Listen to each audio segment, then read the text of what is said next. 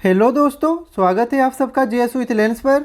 यह चैनल आपका study partner है जहां हम बोरिंग टॉपिक्स को एंगेजिंग बनाएंगे और कॉम्प्लेक्स कॉन्सेप्ट्स को सिंप्लीफाई करने की कोशिश करेंगे।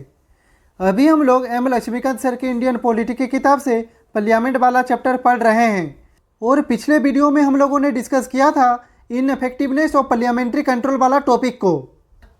आज हम बात करने वाले हैं भारत की पार्लियामेंट के दूसरे सदन यानी कि राज्यसभा के पोजीशन के बारे में। तो आज के इस वीडियो में हम समझने वाले हैं क्या पार्लियामेंट के दोनों हाउसेज यानी कि लोकसभा और राज्यसभा इक्वल है, क्या राज्यसभा थोड़ा कमज़ोर है या फिर कुछ एरियाज में इसका रोल एक्सक्लूसिव है। इस टॉपिक को समझने के लिए हम देखेंगे तीन अलग अलग एंगल्स। एक जहां ये लोकसभा के बराबर होती है, दूसरा जहां ये अनइक्वल होती है और तीसरा जहां राज्यसभा के पास अपने एक्सक्लूसिव पावर्स होते हैं। तो चलिए हर एक एंगल को समझने की कोशिश करते हैं।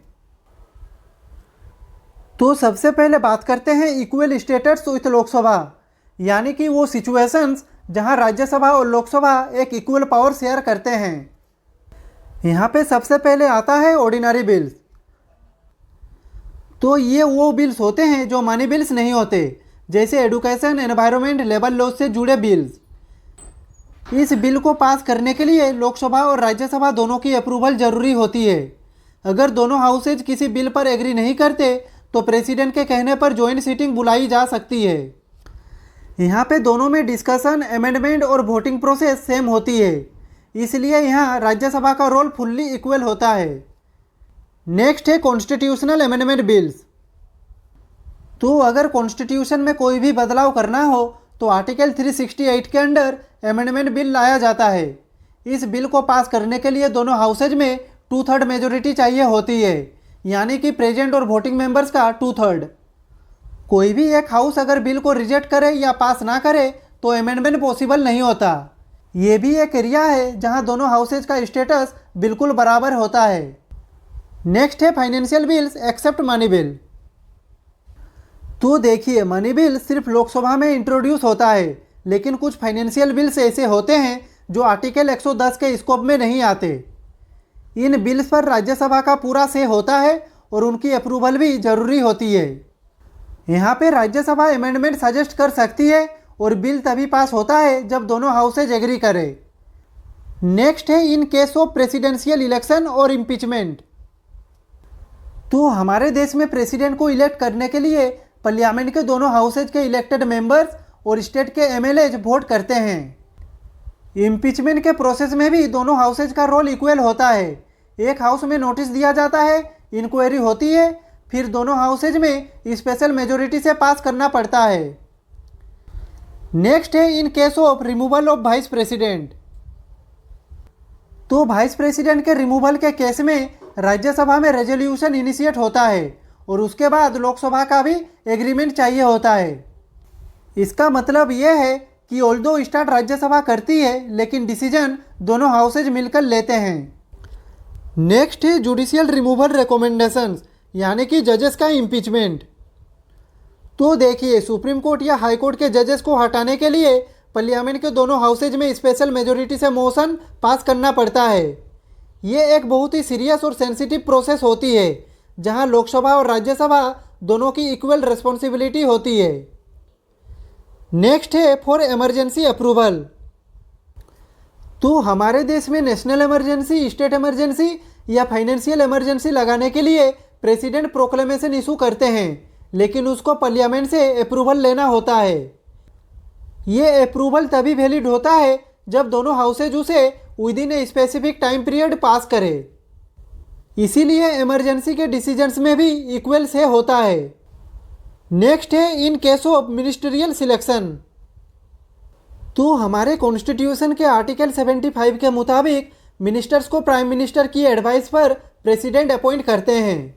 मिनिस्टर्स लोकसभा के मेंबर भी हो सकते हैं या राज्यसभा के भी, चाहे किसी भी हाउस के हो। पार्लियामेंट के दोनों हाउसेज के सामने उनकी अकाउंटेबिलिटी होती है, यानी कि उनसे सवाल किया जा सकता है। नेक्स्ट है रिपोर्ट्स ऑफ कॉन्स्टिट्यूशनल बॉडीज। तो देखिए, election commission, controller and auditor general, UPSC जैसी बॉडीज की रिपोर्ट्स पार्लियामेंट के दोनों हाउसेज में टेबल की जाती है। इन रिपोर्ट्स पर डिस्कशन और एनालिसिस का हक दोनों हाउसेज को होता है। ये इंश्योर करता है कि ओवरसाइट और ट्रांसपेरेंसी में दोनों हाउसेज का रोल हो। तो दोस्तों, इन सभी पॉइंट्स से क्लियरली पता चलता है कि राज्यसभा का रोल सिर्फ फॉर्मेलिटी या सेरेमनियल नहीं है, बल्कि लेजिस्लेटिव प्रोसेस में उसका कंट्रीब्यूशन सब्सटेंशियल और एसेंशियल है। लोकसभा और राज्यसभा दोनों मिलकर डेमोक्रेसी को बैलेंस और मैच्योरिटी देते हैं।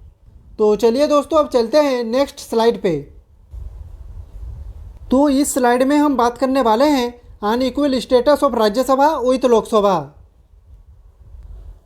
तो यहाँ पे सबसे पहले यह बात समझना जरूरी है कि राज्यसभा अपर हाउस होने के बावजूद कुछ स्पेसिफिक एरियाज में लोकसभा के मुकाबले में कम पावरफुल है।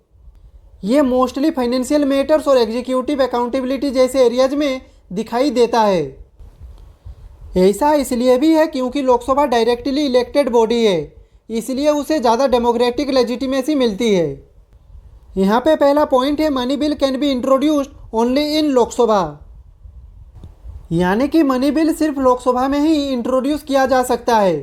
ये वो बिल्स होते हैं जो टैक्सेज लगाने, बोरोइंग्स, कंसोलिडेटेड फंड से पैसा लेने या गवर्नमेंट एक्सपेंडिचर से जुड़े होते हैं। राज्यसभा इन बिल्स को इंट्रोड्यूस नहीं कर सकती, इसीलिए इनिशिएशन का राइट लोकसभा के पास एक्सक्लूसिव होता है। नेक्स्ट पॉइंट है, राज्यसभा कैन नॉट अमेंड और रिजेक्ट द मनी बिल। तो राज्यसभा जब मनी बिल रिसीव करती है तो वो उसमें अमेंडमेंट या रिजेक्शन नहीं कर सकती, सिर्फ रिकमेंडेशन दे सकती है, जिन्हें लोकसभा एक्सेप्ट करे या ना करे उनकी मर्जी। लोकसभा के लिए ये रिकमेंडेशंस बाइंडिंग नहीं होती, इसीलिए प्रैक्टिकली राज्यसभा का कंट्रोल ऑलमोस्ट नेग्लिजिबल हो जाता है मनी बिल के केस में। नेक्स्ट पॉइंट है, लोकसभा हैज फाइनल से ऑन मनी बिल्स। तो अगर राज्यसभा किसी मनी बिल को 14 दिन तक होल्ड भी करे तो भी वो बिल ऑटोमेटिकली पास माना जाता है। ये कॉन्स्टिट्यूशनल प्रोविजन राज्यसभा को एक लिमिटेड रोल तक रेस्ट्रिक्ट कर देता है, जबकि लोकसभा के पास फाइनल अथॉरिटी होती है। नेक्स्ट पॉइंट है, speaker decides on money bill status. यानी कि कोई बिल मनी बिल है या नहीं, ये डिसाइड करता है लोकसभा का स्पीकर। स्पीकर का डिसीजन यहाँ पे फाइनल और बाइंडिंग होता है और इसमें किसी भी कोर्ट या राज्यसभा का इंटरफेरेंस अलाउड नहीं होता। ये एक हाईली सेंट्रलाइज्ड अथॉरिटी है जो राज्यसभा को साइडलाइन करती है। नेक्स्ट पॉइंट है, joint sitting usually favours Lok Sabha. तो देखिए, अगर किसी ऑर्डिनरी बिल पे लोकसभा और राज्यसभा एग्री नहीं करते तो जॉइंट सीटिंग बुलाई जा सकती है, लेकिन लोकसभा के मेंबर्स ज़्यादा होते हैं, इसलिए मेजोरिटी वोटिंग में लोकसभा का से डोमिनेंट होता है। राज्यसभा अपने नंबर्स के फोर्स से यहाँ पर भी इफेक्टिव नहीं बन पाती। नेक्स्ट है, budget voting is Lok Sabha exclusive. तो हमारे देश में एनुअल बजट पार्लियामेंट में रखा जाता है, लेकिन वोटिंग सिर्फ लोकसभा में होती है। राज्यसभा बजट पर डिस्कशन तो कर सकती है, लेकिन वोट ऑफ डिमांड पास नहीं कर सकती, और वोट ही एक्चुअल फाइनेंशियल अप्रूवल होता है। इसका मतलब है कि राज्यसभा का रोल यहाँ सिंबॉलिक होता है। नेक्स्ट है, only Lok Sabha can pass no confidence motion. यानी कि सरकार के अगेंस्ट नो कॉन्फिडेंस मोशन सिर्फ लोकसभा में मूव और पास किया जा सकता है। अगर लोकसभा में गवर्नमेंट मेजोरिटी लूज करती है तो उन्हें रिजाइन करनी पड़ती है। राज्यसभा के पास ऐसा कोई मैकेनिज्म नहीं होता, इसलिए एग्जीक्यूटिव अकाउंटेबिलिटी सिर्फ लोकसभा के सामने होती है।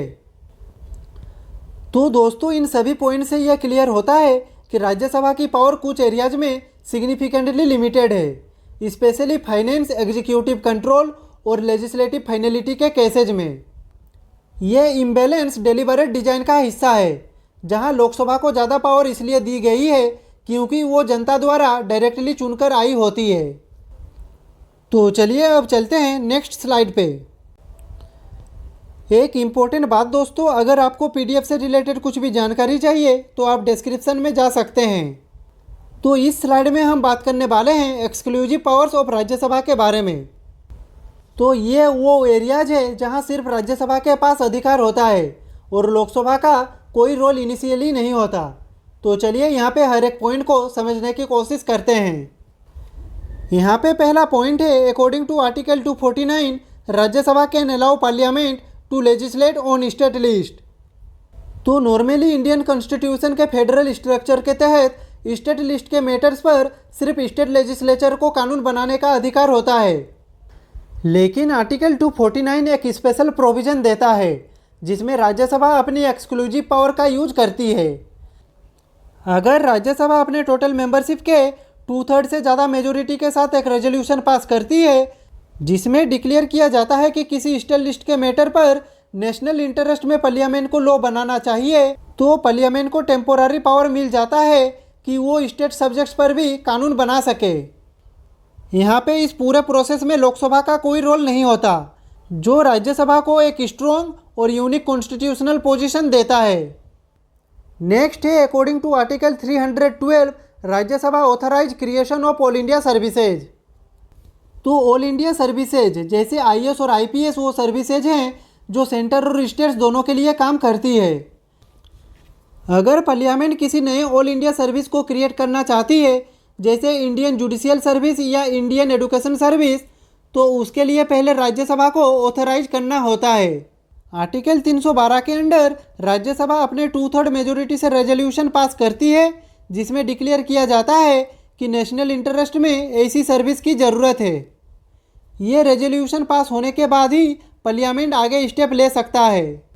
तो ये पावर सिर्फ राज्यसभा के पास है, जो उसकी कॉन्स्टिट्यूशनल इम्पोर्टेंस को और बढ़ाता है, specially in shaping India's permanent bureaucratic structure. Next है only Rajya Sabha can initiate the removal process of vice president. यानी कि वाइस प्रेसिडेंट के रिमूवल का प्रोसेस भी एक ऐसा एरिया है जहां राज्यसभा का रोल एक्सक्लूसिव होता है।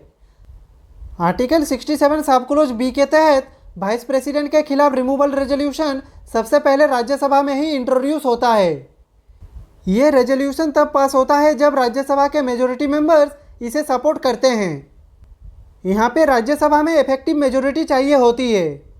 इसके बाद रेजोल्यूशन लोकसभा में जाता है जहाँ सिर्फ सिंपल मेजोरिटी से पास होना होता है, लेकिन इनिशिएशन का राइट सिर्फ राज्यसभा के पास है। नेक्स्ट पॉइंट है Rajya Sabha approves national emergency if Lok Sabha dissolve.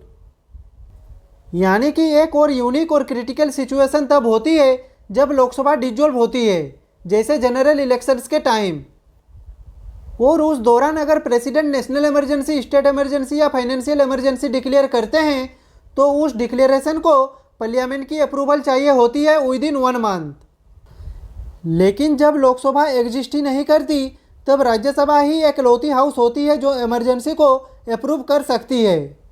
Rajya Sabha इस कंडीशन में पूरे पार्लियामेंट का रिप्रेजेंटेटिव बन जाती है। ये पावर राज्यसभा को एक क्राइसिस टाइम इंस्टीट्यूशन बना देता है जिसका रोल सिर्फ सिंबॉलिक नहीं बल्कि हाईली फंक्शनल और कॉन्स्टिट्यूशनल वाइटल होता है। तो दोस्तों, आज के इस वीडियो में हमने समझा राज्यसभा इंडियन पार्लियामेंट का एक इम्पोर्टेंट हिस्सा है।